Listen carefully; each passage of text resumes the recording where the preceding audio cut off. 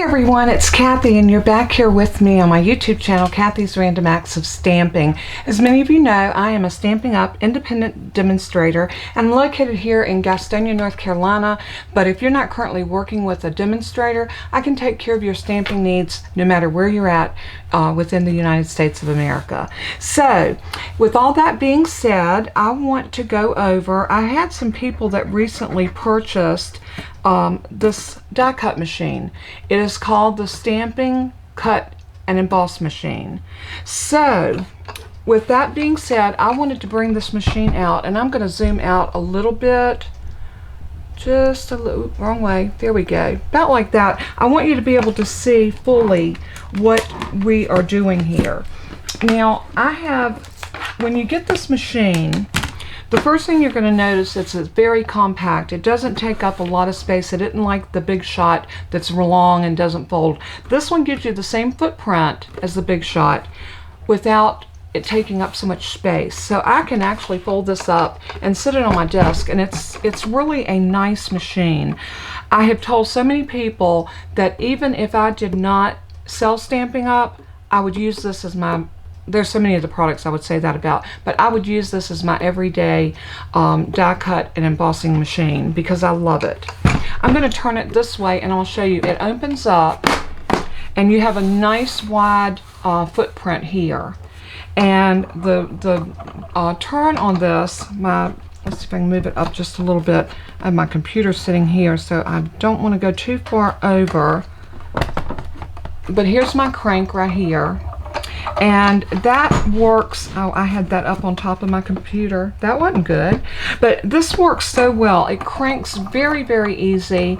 And I find this machine to be a wonderful machine. Now, when you get it, you are going to get all of these plates. You're going to get your number 1 plate, which is better known as your base plate. So base plate just means that you will use this one with everything you do. So it will always be your bottom plate.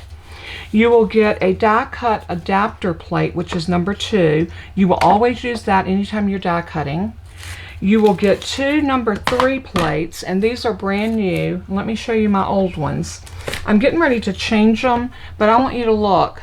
These are my plates that I have been using, I don't even know how long now. I know that some of you probably watch me on a regular basis, knows that I changed these probably October, maybe. Well, I have used those ever since. You can see how scratched up this gets, and this is normal. What you want to do is dedicate 1 plate as your bottom cut plate, and 1 plate that's going to be your top cover plate. What that means is when you put your dies down, you want them to cut into that bottom plate every time. And if you ever have a need to cut the other way and put your dies face up where the cut is going to come up, just switch your plates around and have your cut plate to the top. But normally this is the way I cut, and I have went over this several times with y'all and told you how you can keep your plates from looking like they're a C plate or a U plate is simply by turning your plates. As soon as this plate right here, my bottom plate, starts to bow just a tiny bit and raise up in the middle, I flip it over. The top plate, I flip it every time I use it. I am flipping it. So that way, that will keep your plates from bowing. You will not have any bowing to your plates if you do that every time. That is my little tidbit for the day, which I have shared that many times. But when you get yours, you'll have a brand new set of plates, and I'm going to go ahead and use a new set today just to show you what you can expect straight out of the box. So they will always come with a piece of tissue paper between them. Stampin' Up! Does such a great job at packaging their stuff. So what you will do for any die cuts, you're going to have your number 1 plate, your number 2 plate, and then 2 number 3 plates. Just that simple. And that will always be your sandwich for die cutting. And what you'll do is you will put your die, you'll put your paper down, your die on top of it, a cover plate over it, and crank it through. I'm going to demonstrate all of that after we go over the plates. Now, there's two kinds of embossing folders. Oh, you know what? Those are 3D. I need one that's not 3D. Let's grab...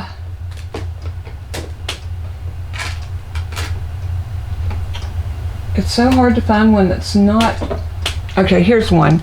This is called Star Cross embossing folder, and this is a standard embossing folder. Let me show you the difference in a standard and a 3D or a dynamic. Some of your folders might say dynamic because that's what Sizzix used to call them when we, Stampin' Up, not we, but Stampin' Up had a contract with Sizzix to develop embossing folders and their Big Shot machine.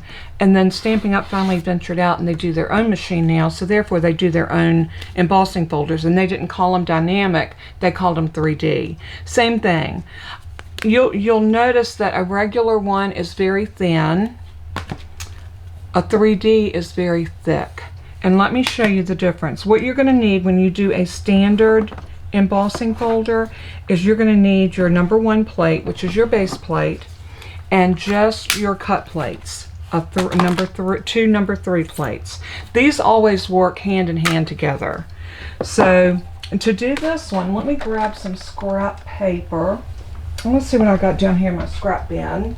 It's always good when you can just grab out of your scrap bin and not have to cut another piece. This is a beautiful piece of that Highland Heather, and I'm going to put this in to the star-crossed embossing folder.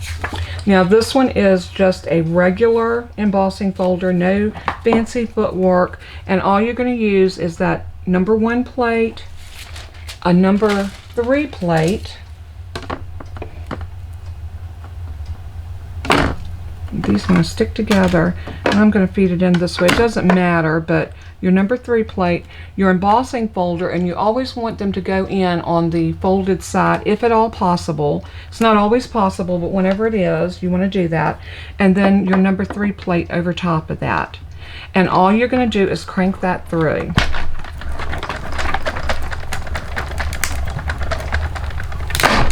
Just like that. Now, that is how you emboss a regular embossing folder, and this is what we have. I'm trying to turn that so the light will catch all angles of it, but I'm hoping you can see that. That is a nice emboss. It's not overly done because it doesn't emboss as deep as the 3D embossing folder sense. So with that being said, let me grab another piece of paper and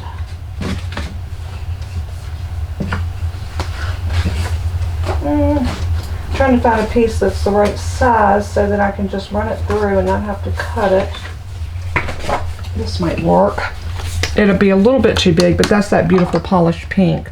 So for a 3D folder, all you're going to need is your number 1 plate. And in your machine, you get a specialty plate called a number 4 plate. And it's this dark sort of gunmetal gray.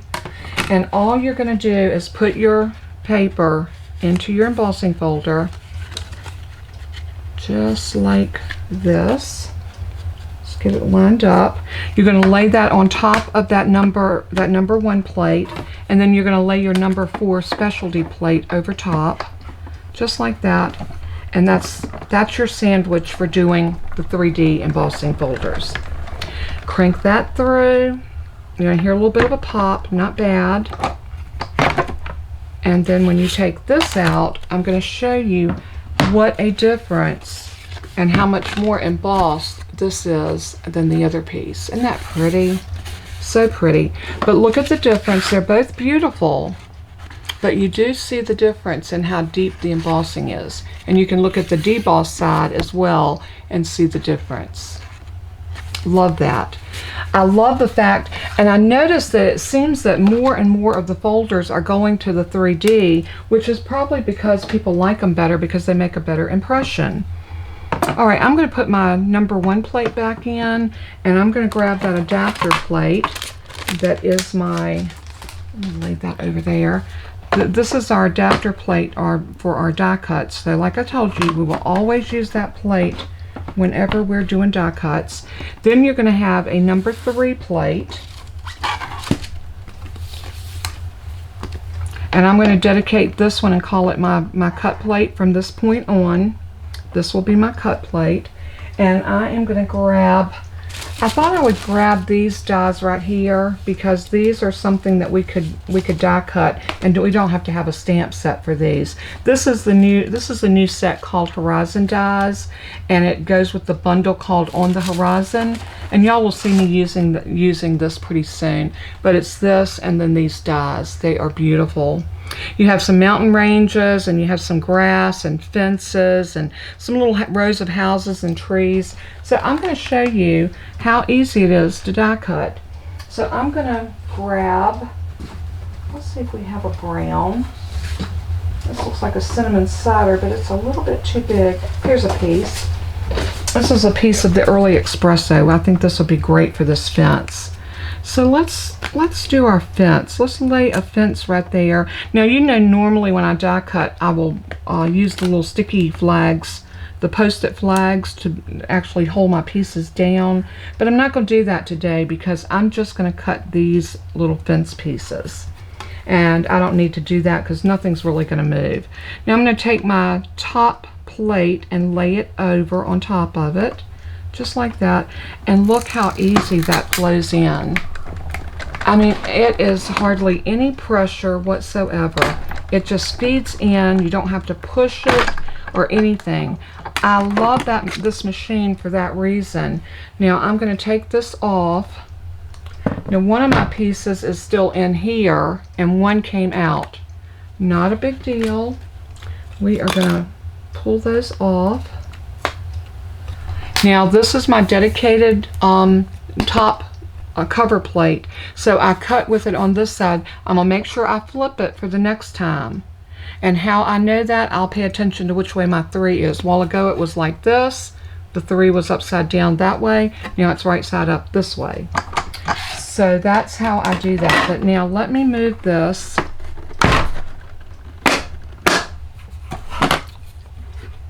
Now die cutting is not child's play. It can be a little bit noisy, and it can be just a little bit, I like to drop my pieces on my work surface, and I'm going to bring this pink piece of paper back over to lay those down, and I'm going to show you how pretty that fence is. Now that's how easy it is to die cut with this machine. And most all die machines are good, but I find this one to be the easiest one to use. I never have to question which one of my plates do I need to use. If I'm going to die cut, I know that this right here is my sandwich. I usually keep these together at all times because this is my sandwich that I keep in my machine all the time. And then when I get ready to die cut, I just take the top one off, lay it down, put that one over it, and run it through. And the only thing you have to remember with the embossing folders is whether it's a regular embossing folder or a 3D. If it's a 3D embossing folder, opt for the number 1 plate and the number 4 plate. And again, what is so neat and what is so nice about this, it tells you right here, use with thin dies, and all of our dies are thin dies. And when they say thin, the Sizzix used to have these really thick ones that were about that thick, and they would push into the paper, or push, you put the paper on top of them and roll them through, and they were just really, really thick embossing. They took up so much space. I think I have like maybe 1 or 2 of those. I never liked them. But anytime you're die cutting, you're going to have a number 1 plate, your number 2 adapter plate, a number 3 cut plate, your paper, your die with the die face down, or your cut side down, and then a number 3 cover plate. And it tells that right there because it points to them. There's your 3 plate, and you're going to have one underneath and one on top. There's your number 2 plate, which is your die cut adapter, your adapter plate, and number 1 is your base plate. Now come down here, using with standard embossing folders, you're going to have your number 1 plate and 2 number 3 plates, and you're going to sandwich that embossing folder with the paper in it in between. If you're using 3D embossing folders, you're going to have a number 1 plate, you're going to have your embossing folder with your paper in it, and your number 4 plate. so simple. I love simplicity when it comes to tools. I don't want to have to think about it. I want to be able to grab it and do it. And with this machine, it allows me that ability to never have to think about what I'm doing, but just to create and enjoy. And isn't that what crafting's all about?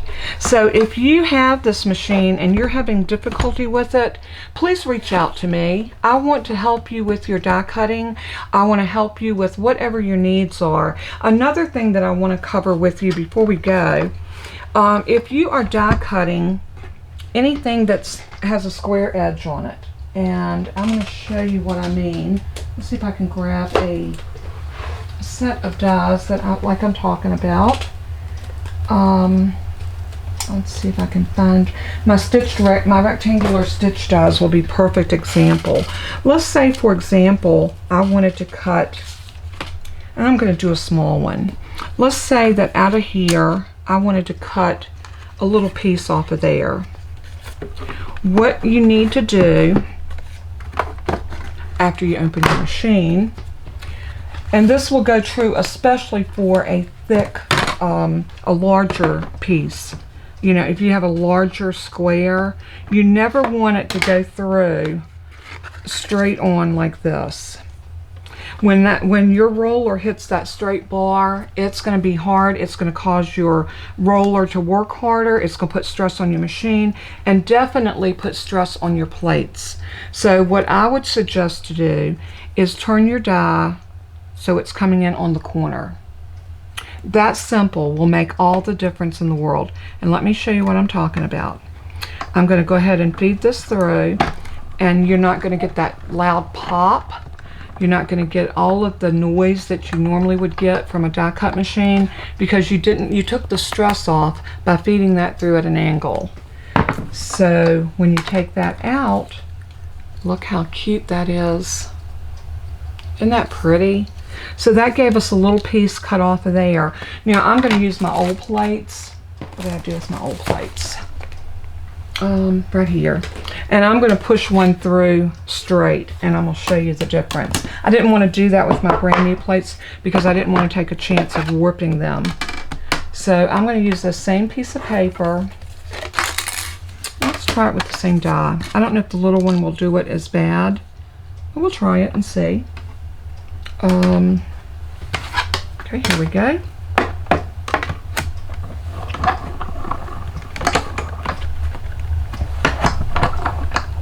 Alright, what did I do wrong? Oh, I still have the other plate on there.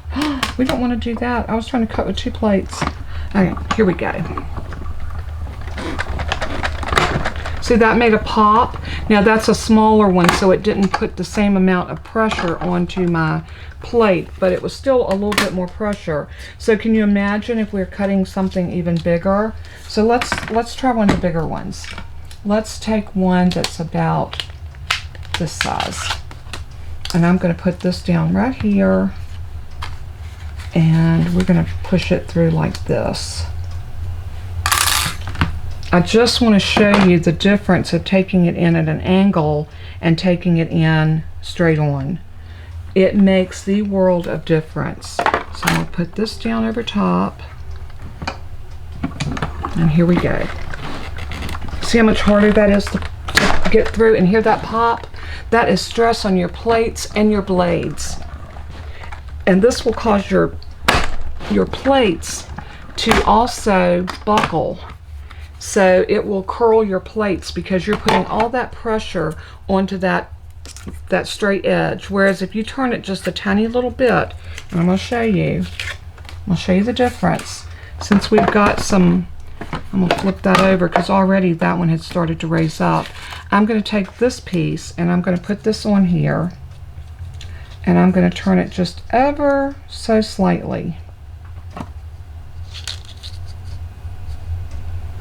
And we're going to run that through. Now watch the difference.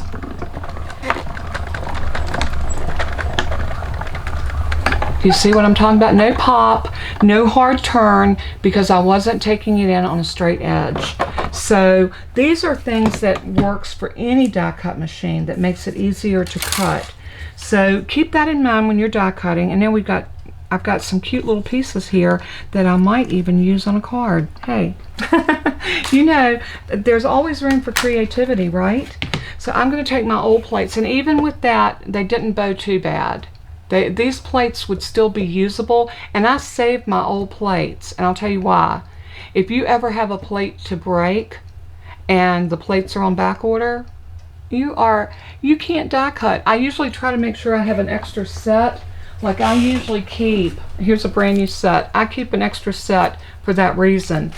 But I hang on to an old set too, just in case I have to fall back on them. So don't throw yours away. Always keep at least one old set stuck back in a box or a drawer or somewhere where you know where it's at. All right, folks, I hope that helped. And if you have any questions, please shoot me an email or text me. My phone number is listed in the video below, underneath the video in the description. And it is my desire to help you with any of your stamping, card making, anything that you need to know how to do. I am here to help you with it. So if you have questions, please do not hesitate to ask me.